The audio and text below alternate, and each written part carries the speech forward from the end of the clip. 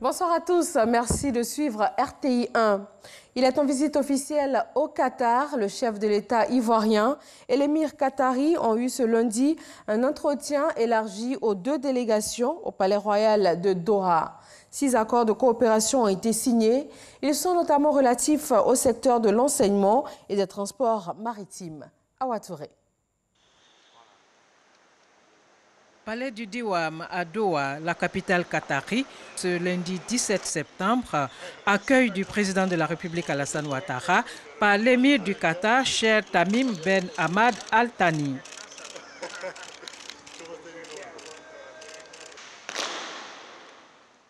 Cérémonial d'accueil avec l'exécution des hymnes nationaux.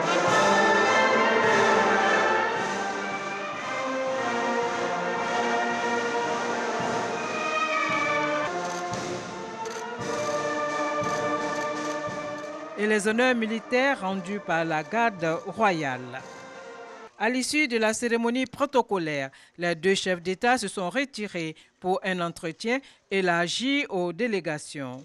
La Côte d'Ivoire et le Qatar entament ainsi, à travers cette deuxième visite du président Alassane Ouattara, qui intervient après celle de l'émir du Qatar en décembre 2017, une nouvelle étape du processus de renforcement de leurs liens d'amitié et de coopération. Cette volonté des deux pays de développer les relations diplomatiques, économiques et commerciales s'est matérialisée par la signature de 6 accords de coopération.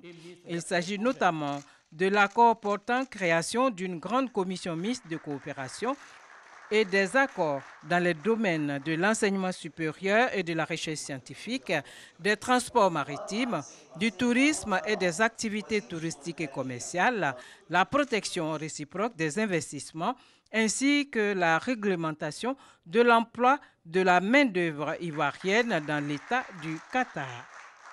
Le chef de l'État a aussi mis à profit son séjour pour renforcer les actions déjà initiées auprès des milieux d'affaires qataris en vue de développer le volume des échanges avec ce pays et attirer plus d'investissements.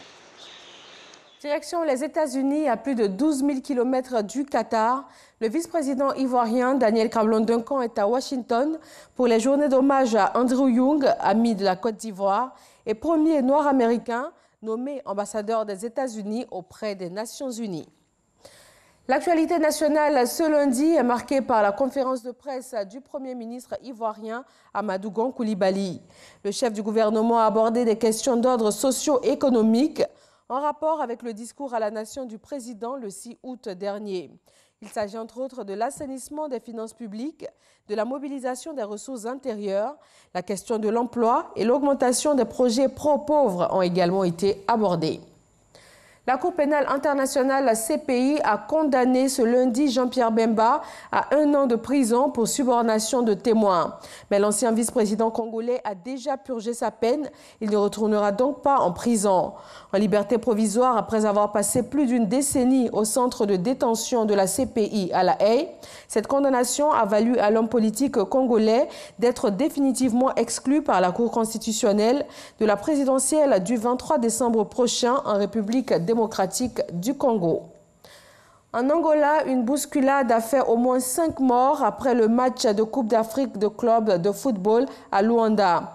Le contexte du drame reste encore flou 2 jours après cette bousculade meurtrière. Le ministère de la Jeunesse et des Sports angolais a assuré que 5 personnes, dont 2 enfants, avaient péri lors d'une sortie précipitée de la zone du stade. Une enquête a été ouverte pour déterminer les causes exactes de la catastrophe. La Confédération africaine de football va se prononcer sur l'organisation de la Coupe d'Afrique des Nations 2019 dans une dizaine de jours. C'est à l'issue de son comité exécutif prévu les 27 et 28 septembre en Égypte que la CAF va faire connaître sa position.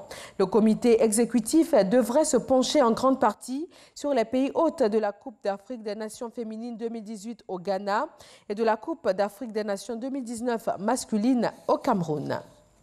Et c'est tout pour ce Flash Info, le journal à 20 h sur RTI 1. À tout à l'heure.